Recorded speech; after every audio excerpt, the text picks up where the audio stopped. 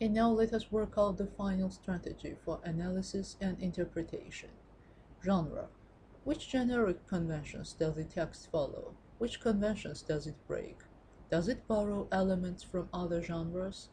The term short story usually refers to the modern short story. Therefore, it is a newer form of literature than other genres, like drama, poetry, or novels. This genre packs a lot into a short format. It can be defined as a relatively brief prose narrative, usually characterized by uniformity of action, having as plot a single action and theme. It usually tells events with a definite beginning, middle, and end. It is frequent that short stories may have very little plot and never move to a completed action.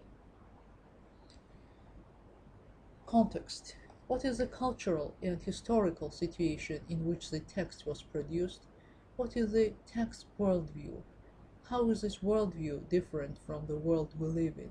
What assumptions, beliefs, or values about the world does it make? What culture does the text come from? How does this culture influence the text?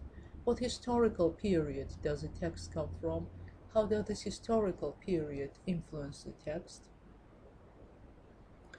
And let me remind you that the dating rules in the early 20th century were extremely different from the dating rituals of today.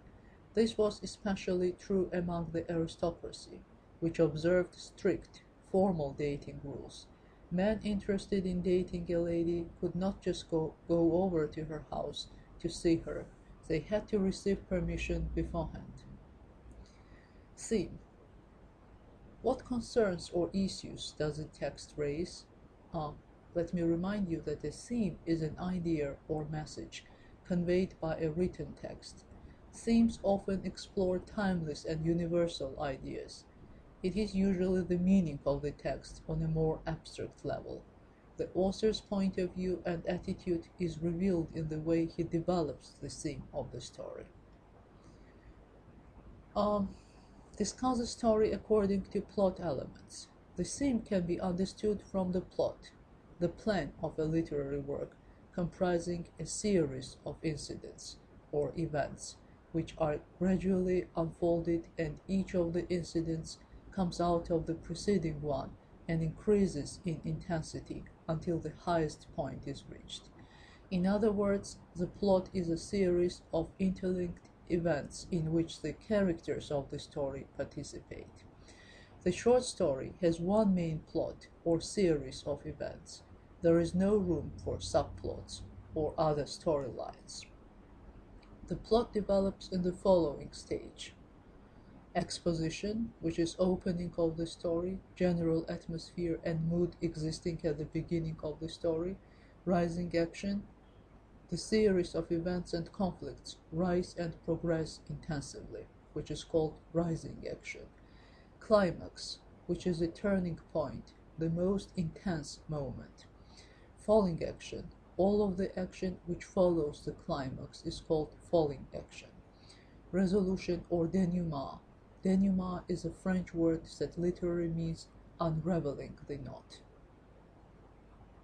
Setting. Where does the action take place? How is it described? What are the functions of the setting?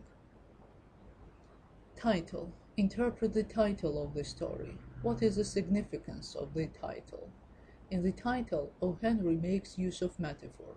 The Mammon, the god of riches of ancient Syrians, is a symbol of wealth, which has an evil power. The archer stands for Cupid, the Roman love god, usually shown in pictures and statues as a chubby naked boy with bow and arrow. Cupid is used as a symbol of love. Mammon is the word used to signify wealth in the New Testament of the Bible. The word is used in Savior's famous Sermon on the Mount, in which he says that man cannot serve both God and mammon. Characters. Who are the main characters? Who are the supporting characters? Who is the protagonist? His or her antagonists? What are their backgrounds, their characteristics, their motives? What is the relationship between them? How are they developed? Through action, dialogue, or how? Style. What techniques are used to tell the story? What sort of language, in terms of both syntax and semantics, is used to tell the story? What types of words does the author use? What layer words are mainly used in the passage, in the story? Formal, bookish, colloquial? Does the author resort to stylistically colored vocabulary, terms, archaisms, neologisms, slangy words, vulgarisms? What is their function in the story? What types of figurative language does the author use? What does each instance of figurative language mean? How often and when does he use figurative language? What is their effect? What is the general length of the author's sentences, and how varied are his sentence lengths? Where do short and simple structures prevail? What effect do these syntactical structures create?